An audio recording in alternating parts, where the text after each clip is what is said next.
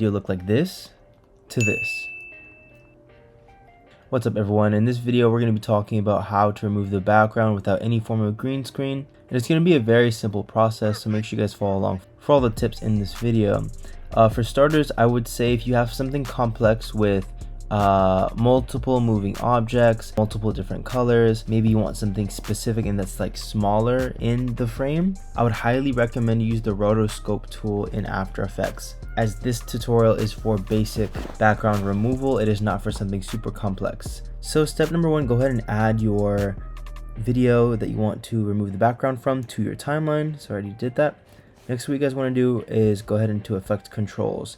So what you guys want to do is go to Opacity, pull out the free draw pen tool. So it really depends on how accurate you want your background to be gone from the object that you want. So if you want it to look as good as possible, you're gonna need to add as many keyframes as possible. So this is what a keyframe looks like. So you start as close as you can to your object, and you're gonna go along the object. And then once you finish all the way around, you're gonna go ahead and connect the dots, and it will create a mask for you. You can see it did work.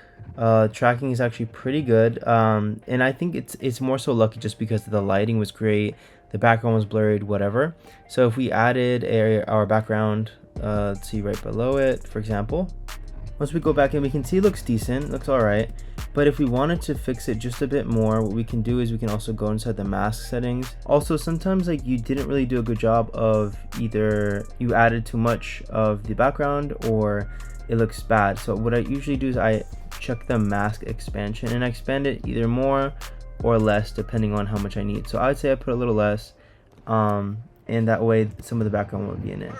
Now that is, you can add a lot of color overlays and probably correct it a bit more, but this is the general sense.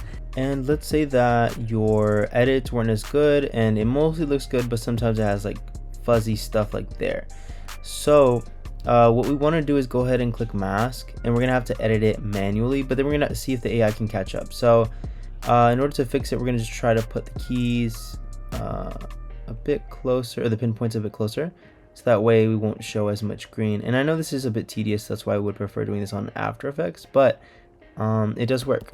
So we're gonna keep doing this, and let's say once you finish like your edit and there's less of the background, what you can do is you can click the play button again, and it'll rescan for the tracking and try to fix what it had before. And that's basically it. This should look like this once you are finished.